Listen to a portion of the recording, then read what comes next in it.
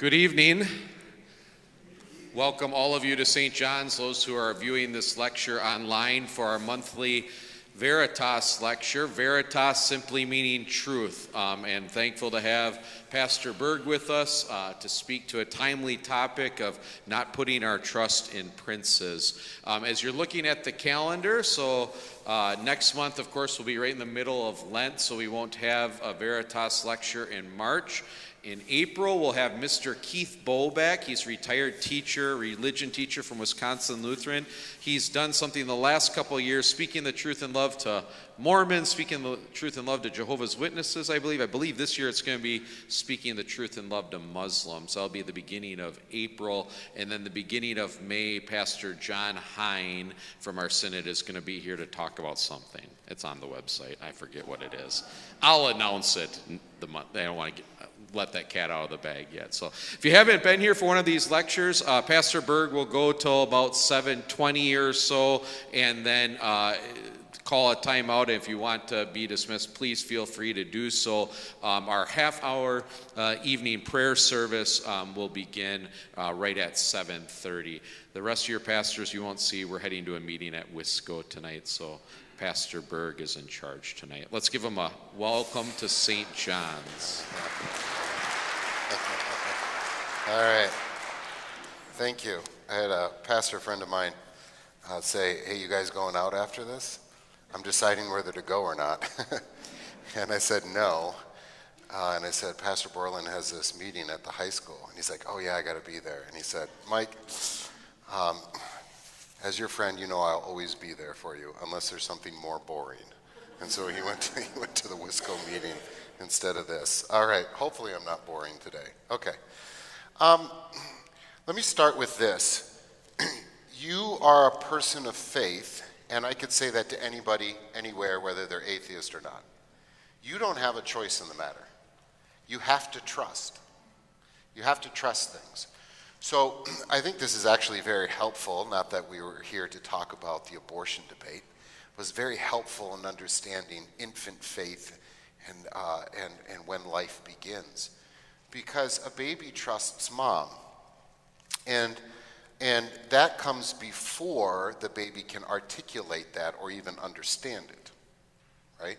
So it's not like you were in your mother's womb in her second trimester and you're like, okay, she's been pretty good to me. I think I'll trust her now, right? You, as the fact that you are just a human being, means you have to trust. You don't have an option. The only question is whom you're going to put your faith in or what you're going to trust. You can trust yourself. That's kind of what we tell our children in Little League. Just believe in yourself over and over again, right? I get that that's important, confidence, but man, we set them up for a failure a little bit, right? You can put your faith in reason and rationality.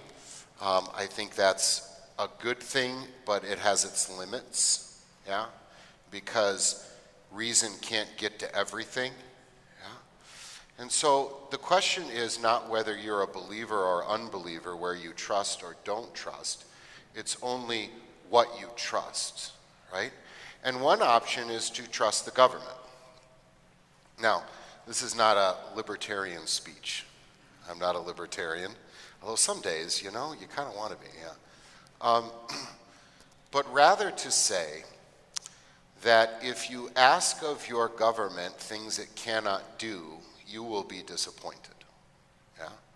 And so the warning from the Bible is don't put your trust in princes, and we have Psalm 146 there. Do not put your trust in princes and human beings who cannot save. When their spirit departs, they return to the ground. On that very day, their plans come to nothing. Their plans come to nothing. And so that means that I shouldn't put my ultimate faith into princes, read government there. But it also means that if you think that the government's not doing its job, or it's not doing its job for you in particular, the plans don't last forever, right? The plans of men, right, they come and go. So the question is, where does your faith go? One other preliminary note here is just to remind ourselves over and over again that desperate people do desperate things. Desperate people do desperate things. That's really important for us as we minister as pastors and as a congregation to people, that some people will make mistakes because they're desperate. And so sometimes we have to ask the question, why are they desperate, rather than slamming them for their mistakes. And I'm going to make this statement to you, that in Christ you're not desperate, and you should not act as if you are desperate. Desperate people do desperate things like rebel. Yeah? But you're not desperate in Christ, right? So we'll keep that in mind as we go forward. All right, let's get into some nitty-gritty just for a little bit. And what we're going to discuss now is called two-kingdom theology. And many of you have heard this before, but I think it's worth going over again. When we talk about two-kingdom theology, what we mean is that God rules in two different spheres. Now, God's ruler over all, but he rules in the sphere of his left hand, and he rules in the sphere of his right hand. So imagine a Venn diagram, right? Two big spheres that overlap. His kingdom of the left hand is how he rules the physical world through law. Governments, lawyers, legislatures, police, even parents, schools. This is how God rules, and he does it with his left hand, left-handed kingdom. His right-handed kingdom is how he rules in our hearts. This is his rule of grace. This is his rule in the church. This is his rule forever in heaven. Now, when he rules in these two different spheres, he has different tools and he has different objectives. In the left-handed kingdom, the goal is law and order in this world.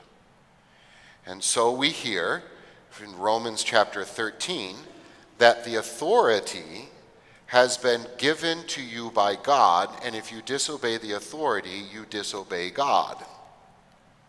And Paul wrote that when not only was there not such a thing as a Christian ruler or a Jewish ruler, that had not been a Jewish ruler for about 100 years, and in the last 600 years when he wrote that, there had only been 125 years where Palestine had been ruled by Jewish leaders. Not only was there not a Christian or Jewish leader, certainly wasn't a Christian kingdom or a Jewish kingdom, but the very government he is speaking about as having authority from God actually thought that the Christian religion was illegal and at any time could persecute them. Now just imagine that. Here we are in America, right? And we'll blow our tops when anything doesn't go our way. It's kind of a good thing because that's how our government operates, right? We are a government by the people, for the people, at least on paper, right? And so we have not only the right but the duty to say something.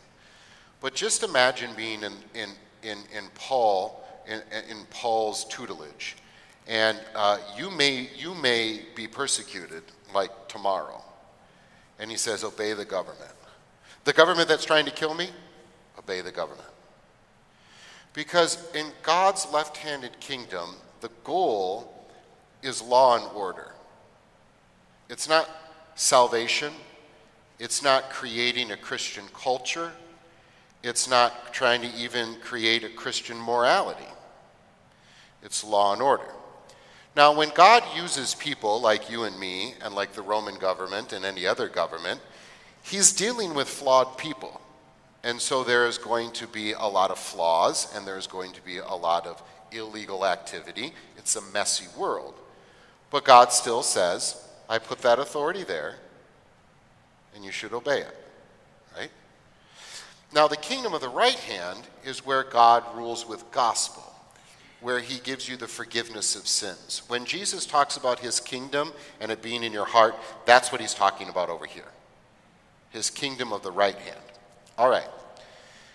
This is not exactly a separation of church and state, but it's similar. Now, I really like the idea of a separation of church and state, because quite frankly, I don't want the state doing the church's business, and I don't want the church doing the state's business. But I think that idea of a complete separation of church and state is a little bit of maybe a myth or an unreachable dream. Because you can't turn off your faith if you're the representative from Wisconsin when you're voting, right? Your faith is what made you who you are, at least partly, wouldn't you think? And so that is certainly going to drive what you do, and certainly your Christian faith is going to drive your voting, and so it becomes very complicated.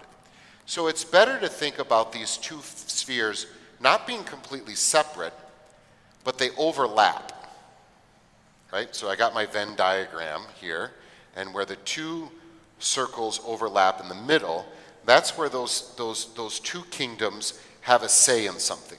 Here's a very easy classic example, marriage. The state, God's left-handed kingdom, has something to say about marriage. We really don't want young girls marrying older men. We don't want cousins marrying, right?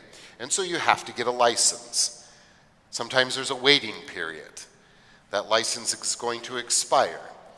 The state understands that the basic building block of society is the family, whether they like it or not. And so they're going to have something to say about it, and rightfully so. So when Pastor Bordelin or Pastor Bodie performs a marriage here, they actually act as an agent of the state. And they have to have their credentials listed in the county. They sign the official document, that kind of stuff. But certainly the church has something to say about marriage as well, right? And we want to bless that. This is an estate that goes beyond just the United States government, the county of Waukesha, but it has eternal ramifications. And so that's a classic example where these things overlap. The key is that we don't mix them. So it's not really that there's a separation. I think that's nice, but it's just not doable. We want them, and we know that they overlap. What we don't want to happen is we don't want them to mix. All right, now this is very important. So Luther was the one who really solidified this and coined the phrase two-kingdom theology. It had always been around, but he is the one who kind of coined this phrase and this concept, and very helpful. But his goal was not to say something to the state so much as to say, this is how governance should look like. He didn't go around saying, we shouldn't have princes, we should have democracy. That was not his concern. Nor was his concern about let's separate the two spheres. His concern was always the gospel. And he understood if you mix those two kingdoms, the gospel will suffer. He was always concerned about the gospel. So now let's put ourselves into our situation right now. We're always thinking about this, right? Church and state, we're always thinking about, should the government be influenced by Christianity? Is this a Christian nation or not a Christian nation? All of these things are always on our minds all the time. And I wonder if sometimes that when we think about that, we're thinking about it, or when we look at it, let's say it this way, when we look at the issue, we look at it through the lens of our own politics, whatever it may be, right?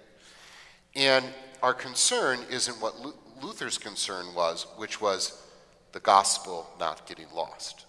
So let me give you an example of how that may occur. If the state, which job is to do law and order, starts to do the job of God's right-hand kingdom, probably what's going to happen is that the government's going to say, you have to believe in this certain way. And so it's no longer gospel, but it's law. You have to be this religion or that religion, right? So the gospel gets lost. Now, if the church, God's right-hand kingdom, starts to do the job of the left-hand kingdom, law and order, one of two things happens. Either the church becomes about law, because they have to do law and order, and then the gospel gets lost, or and I don't think this would ever happen, but if I was if I as a pastor was made president of the world, it would be a disaster, because I don't think I could throw anybody into prison because I just want to forgive, right? And so the law gospel gets lost when you mix them. One more example on this. So I was a pastor in a rural area. I mean rural. Like there was 10,000 people in the county. And we had, there was 2 stoplights in our county. 2 stoplights in the entire county, and one was a rumor. I never saw it. It was on the other side of the county. I never went that way. I didn't even see it. There was 1 stoplight in our county. This is how small we were. And our town was about 425 people, and the surrounding township farms were about 425 people. With those, our church membership was about 375 when we left. Most of them pulled from that about 850 people. Now, we had a church council, or a city council and a mayor. And often, at one time I had 2 of my members running for mayor the same way, yeah. And they would ask me if I would stand for city council, mostly because they needed a warm body, and I could, return emails, so I could, I fit the bill. Everybody takes their turn. And there was business to be done. You had to deal with the federal government and the county for roads and all that kind of stuff. It was not an easy job. And I always said no. Now, I could have said no for a lot of reasons. 1, I didn't want to do it. Number 2, I wouldn't have been good at it. But the real reason, the ultimate reason was I didn't want the 2 kingdoms to mix. Because if I'm on the city council, that means by definition half the people don't like me, right? Because of whatever decision I made. And I thought, can people actually be able to distinguish between me, the pastor, and me, the church council member? And I would have won. I mean, I got 375 votes already in the bag, right? That's like 40% right there, right? I would have won, right? I would have made it because nobody else probably would have run anyway.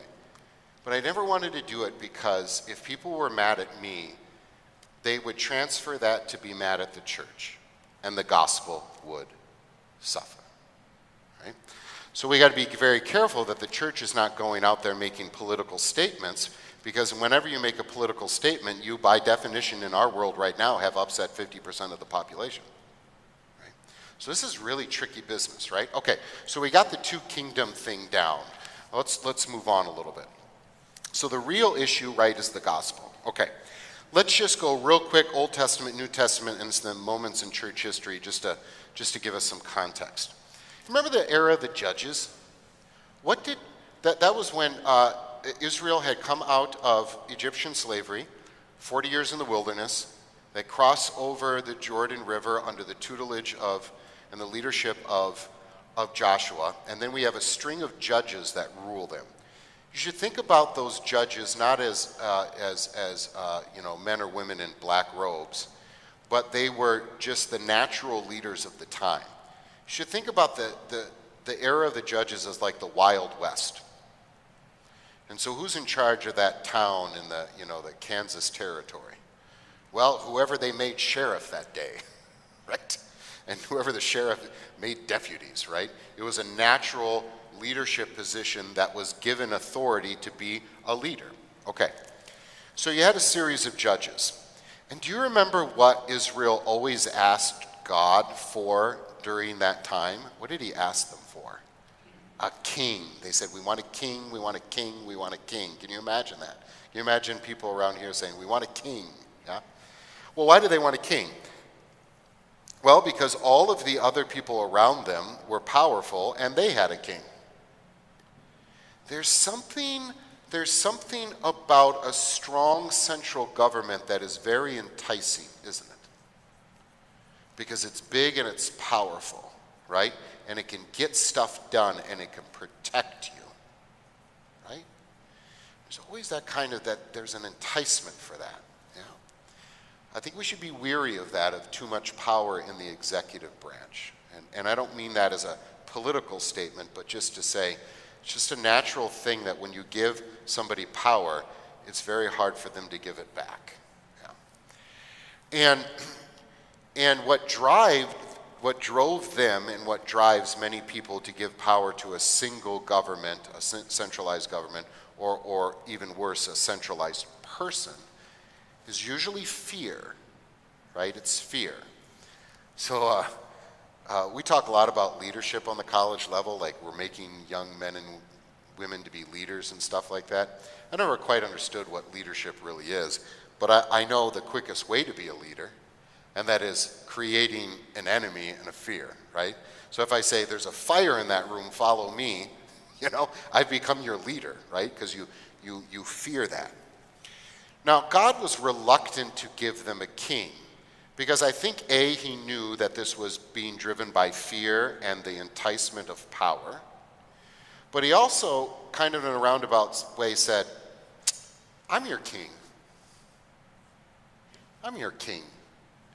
Why would you put your trust in a king when you should be trusting me? Yeah? And their problem was not that they didn't have a king or a centralized government or a federal power or whatever. Problem is they weren't listening to God. They weren't trusting God, right? Now, what I think is interesting about this is what does God eventually give them? A king. And then he says the king is a picture of Christ the king, right? And so he goes all in on this thing that he didn't want to give them in the first place. I think there's a couple lessons here. Number one, God is the Father of us, and we did this to our fathers. Give me a chance, give me a chance, give me a chance, let me do this, let me do this, let me do this, let me do this. And the Father finally said, all right, here you go. But let me tell you, there will be ramifications. I'll still bless you, I'll still back you, but I respect you as an individual to let you go down this path. Here are the keys to the Corvette. Yeah? But don't come crying to me when you get a speeding ticket, right? That kind of thing. So he gives them a king, and he warns them, you're going to be giving something up to the king. He's going to take your taxes, he's going to take stuff from you. You'll benefit from it, protection and stuff like that. But the real danger is that you'll trust in yourself and in your king and in your government and not me. So when I look at any government in the history of the world, whatever, and there's no perfect style of government, right? Someone famously said that democracy is the worst form of government except for all the other ones, right? Because we're flawed human beings, right?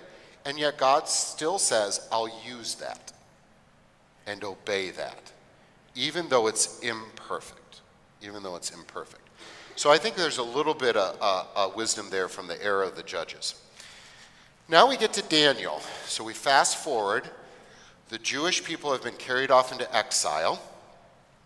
And Daniel's an interesting character. So when the Jewish people were carried off into exile, they weren't slaves. They were always going to be second-class citizens, but they weren't slaves. So let's imagine Canada attacks Wisconsin. And it's brutal. They destroy everything. They raze all the churches and all the buildings. You're not going to be able to live here anymore. We're all going to have to move to Ontario. You don't have a choice.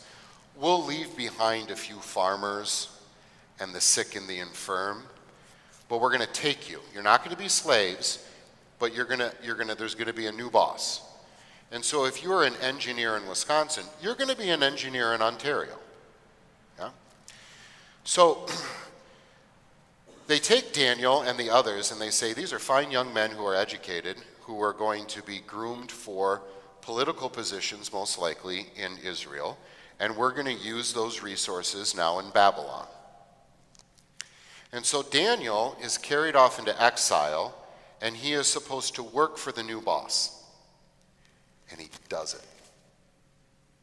In fact, the prophet Jeremiah says to the exiles, they said, work for the flourishing of the city you're living in. The people who took us from our home and resettled us? Yep, do that. Plant your vineyards, have a family, start your businesses, just trust. Right? New government, but just trust. And so Daniel does that. And he rises up to very important political positions in a very big empire. So the Babylonian Empire at this time, pretty big deal, gets replaced by the Persian Empire, pretty big deal, biggest world power in that area. And so Daniel is probably top 100 important people in the world, right? He's the secretary of whatever for, for China or Russia, the United States or England, the superpowers. It's an important dude. And yet, he maintains one thing, that I won't disobey God. So if you remember in his training, he won't eat the unclean food. And then when it comes time for the Persian king to assert himself as the divine-like figure, which is what ancient kings did. It was a loyalty oath, right? I'm the divine representation here. You need to worship me, and I know now that you're loyal. When it comes time for that, Daniel refuses. And so here we have, and jumping ahead here we have what we find in Acts, where we have this passage that says, we must obey God rather than men. So there's the rub. So I obey the government that has been placed above me because I trust that God's doing his business in his left-hand kingdom. But if the left-hand kingdom tells me to do something I'm not supposed to do in God's right-hand kingdom, I'm going to rebel, or more likely, I'm going to take it, even if it means I suffer, right? So this sounds nice and clean, doesn't it? Obey the government until the government tells me to do something that's illegal. So thankfully, that's a very rare occurrence in the history of America. But, even just 10 years ago, if you were living in China and the government told you to abort a baby, well, now you're in quite a pickle, right? But it's clear cut. The government's saying to do something wrong. But day-to-day life is lived in the gray, isn't it? Right? So there's some tricky things here. So you're called to war. You're drafted. Do you go? I'm to obey the government and God's work in the left-hand kingdom. At the same time, there is an idea of just war theory, right? Was this war defensive rather than offensive? Was it for a good cause rather than, just a land grab or something like that? And so Christian soldiers throughout the history of the world have struggled with that question. And the way it works out is, well, if you're called to be a soldier, even though the fifth commandment says do not kill, not just murder, but do not kill, how do you navigate that? Well, if you are called to be a soldier, your job is to kill for the protection of other people. And the ethical responsibility is on God who called you, not on you. And yet you still have a conscience about this just war.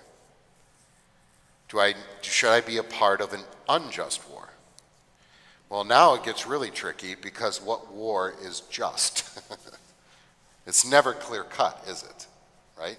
We can convince ourselves it's clear cut, but let's be honest, it's never pure. So this becomes very difficult, right? And that's one example of many that you have to deal with. Who do you vote for? Who do you vote for? I would suggest that you don't convince yourself that one candidate or the other is pure, and that you don't have any illusions that there isn't unchristian attitudes in every government and every party that has ever existed, right?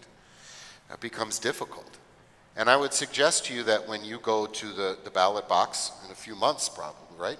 Our next election is going to be a big one. That you don't hinge your righteousness before God or your purity on this vote, right? Because the danger is you'll convince yourself that you are righteous by doing this, and that the other side is completely unrighteous. The truth of the matter is that at any given time there's going to be corruption, right? And you as a citizen do your best, you follow your conscience, you say, Lord, have mercy, and more often than not in America, you do this, right? You hold your nose and vote, right? You're participating in your calling, much like a soldier would participate in their calling in a war, and knowing that, okay, it's not perfect, it's not pure, but I'm going to follow my conscience and my calling, and if I'm wrong, I'm going to say, Lord, have mercy, and I'm going to go forward. The danger, of course, is trying to find righteousness in a cause of the left-hand kingdom. So let me kind of put that back together. This is what I think the danger is, putting your trust in princes.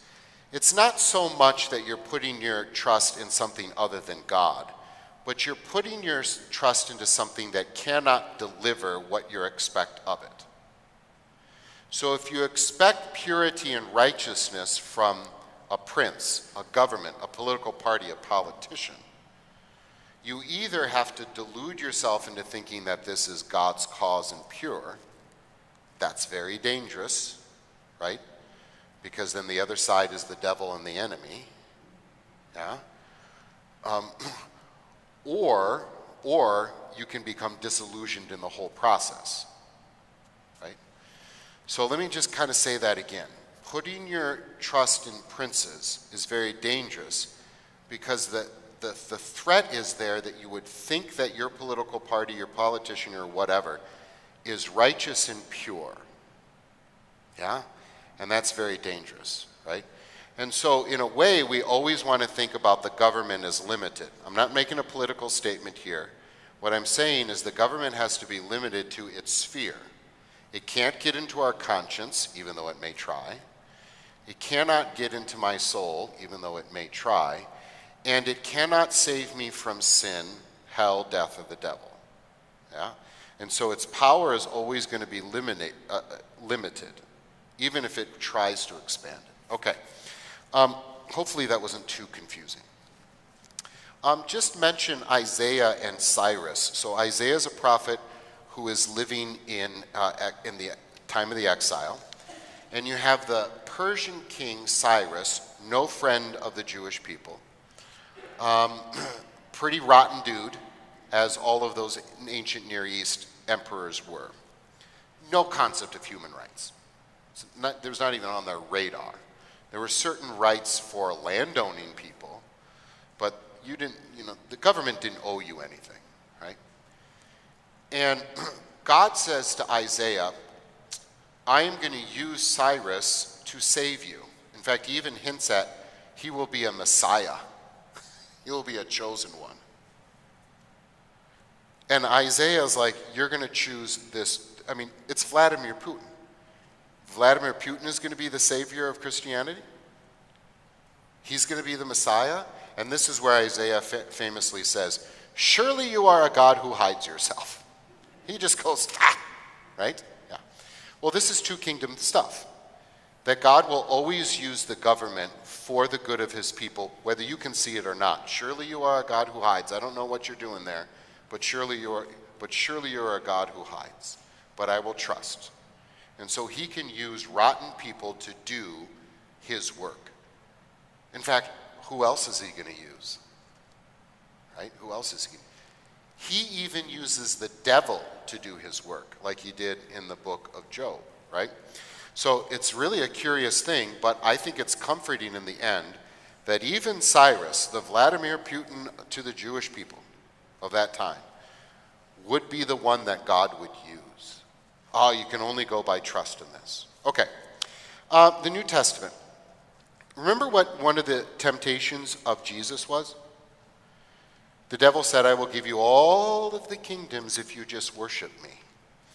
And Jesus was what he probably should have said was like, yeah, I already own all of them. But what he was after was the devil said, I would sleek away and I would let you do what you wanted to do with all the kings of the world instead of me also manipulating, because the devil's the prince of the world.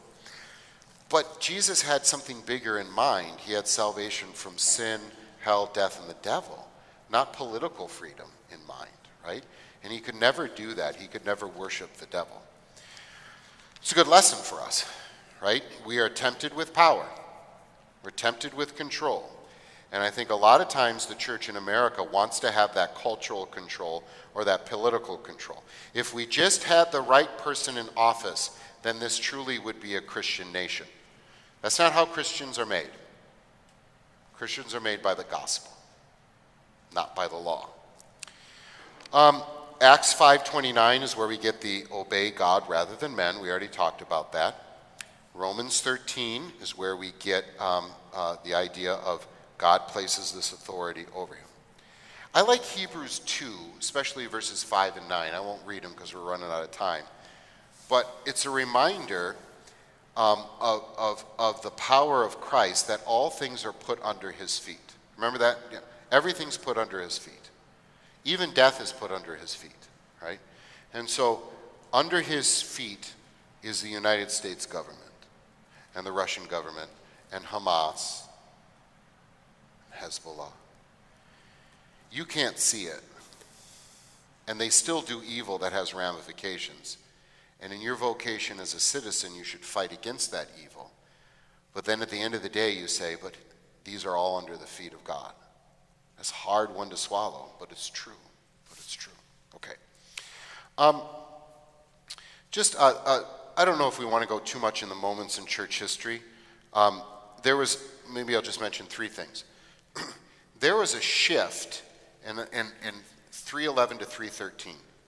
And that's where Constantine becomes the emperor of the Roman Empire, and he converts to Christianity, and then he issues the Edict of Milan that not only allows Christianity to be a legal religion, but that some of the property that had been taken from them during persecutions had to be given back. And he actually helped fund some of this. So the Roman Empire ended up kind of funding some of these religious works, which was totally natural back then and still today, right? Not so much in America, but we have school choice, right? But here's the switch, is no longer Christianity is going to be kind of a little bit clandestine, a little bit on the fringes, right? Now they're going to be not only a legal religion, but very quickly the favored religion, because, if you want to be nice to the emperor, you should be his religion, right? And now all of a sudden, now we have the threat of power and money. This is called the imperial church. And for many, many, many years in the West, many, many centuries, the church then has to deal with this threat, which is success. Political and economic success. And there's always the threat that the gospel would get lost. In Rome, when Rome started to fall and crumble, the government was weak. And there were barbarians that came down, like the Vandals and the Visigoths, and all of our high school mascots came down into Rome. And the government was weak, but the pastor in Rome, the lead pastor, the overseer, the bishop of Rome, was one of those leaders that could lead and filled a vacuum in a lot of different ways. That bishop of Rome, you know him today as the Pope. And once you get a little power, once you get a little land, right, it's hard to give that power away. To the point where eventually the Pope had an army and ruled the Papal States, a large section of the Italian peninsula, right? And you can see, here comes the corruption. Here comes the corruption, right? And the gospel's going to get lost. And that's exactly what happened.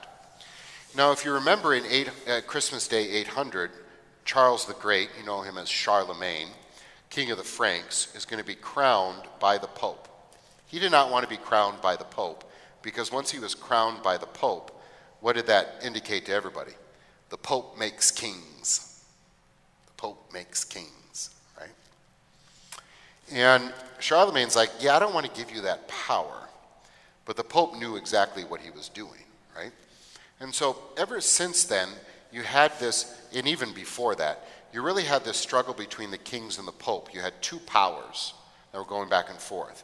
And so the Holy Roman Emperor, who was ruling Italy, Germany, Austria, and some other places throughout history, they would appoint bishops. So can you imagine the President of the United States appointing the bishops of the church, right?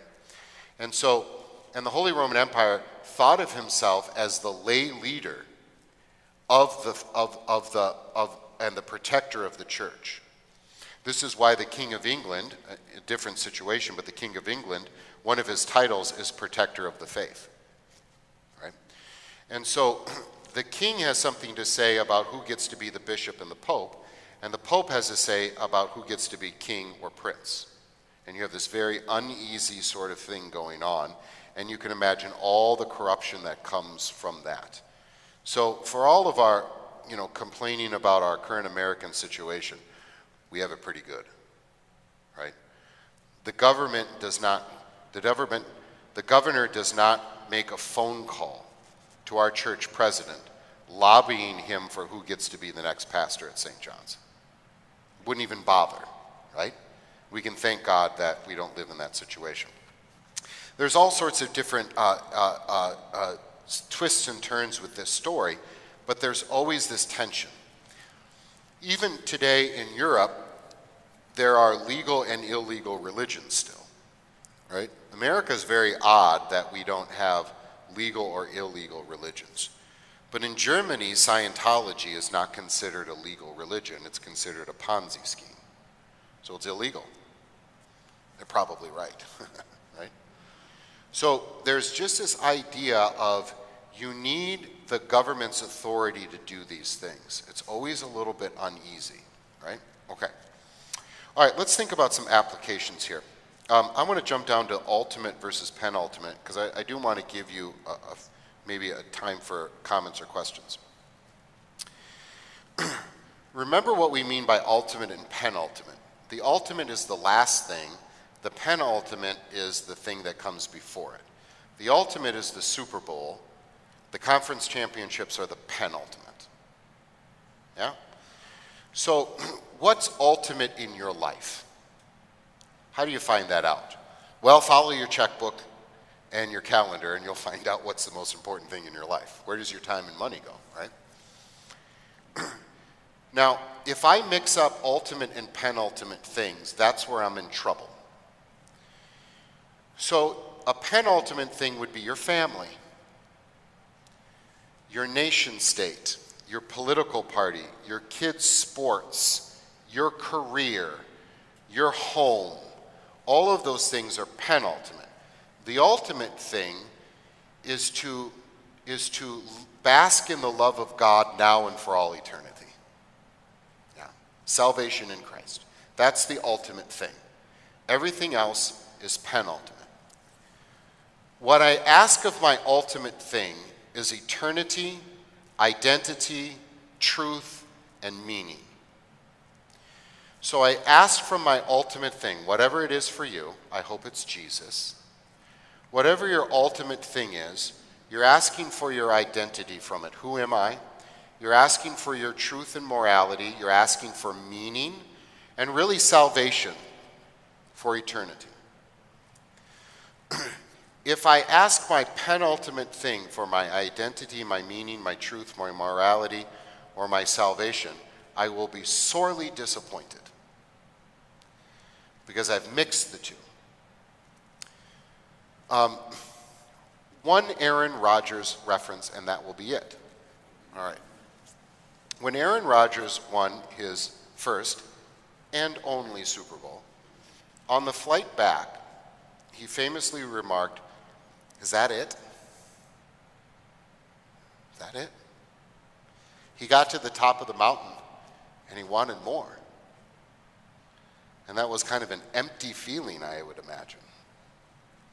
So you may climb the top of the mountain and think that you have reached the ultimate, that's actually another meaning of ultimate, the highest point in your career, your whatever it is. You'll get there and you'll be disappointed because you're made in the image of God and you're made for eternity, and nothing in this world can satisfy that itch. Nothing. It's why that NFL quarterback wants $41 million, even though his last contract gave him $40 million. Never be satisfied, and neither can you, and that's a good thing. You'll never find rest until you get into heaven. So if you put your identity, your hope, your trust, you try to find meaning in any penultimate thing, including your political party or your nation state, you will be disappointed. You will be disappointed because you're asking it to do something it cannot do for you, cannot save you, cannot give you meaning, can't give you ultimate meaning. And the danger is when you make your nation state your ultimate thing, where you find your identity, you start to treat that nation state as if it is God, and it becomes religious. And so then your nation state can't be wrong. And anybody that criticizes it is the devil and is heterodox, right? And you can become delusional like people who are into a bad religion become delusional. But if the penultimate things remain penultimate,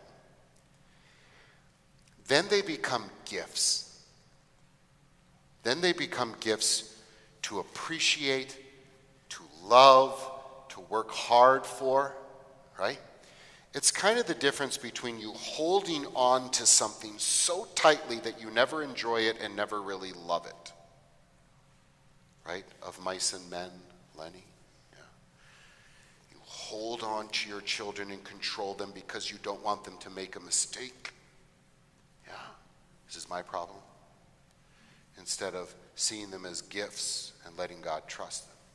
Students get obsessed with grades to the point that they never actually learn. They're just getting the right test scores. And you're worried about your money so much that you hold on to it that you can't ever go like this and actually use it for something good, right? So when you mix the penultimate and the ultimate, you ask a penultimate thing to do something that you cannot do, that it cannot do, and you ruin the gifts. Your country, as imperfect as it is a gift. It is a gift from God for you, right? But if you make it your everything, it no longer becomes a gift. It becomes something that may ruin you, right? And when you hold on, you become desperate, and desperate people do desperate things. But I will end with this, that you in Christ are not desperate. So don't act desperate. Yeah? All right. Okay. So we have 3 minutes. So would anybody like to ask a question or have the final word? Criticize me, that's fine. You can, come after me if you want. Does anybody have anything that they want to share? Yeah. Mm-hmm. Yep. Yes, they would. They would. They would say, excuse me. Yes. Canada's never going to attack anybody ever. Yeah. They'll maybe follow up. No, okay, that's not enough. We love our Canadian friends. Yeah. All right, here's the deal. If you need to go, go. If you want to stay for a quiet hour, half hour of prayer, we'll start in about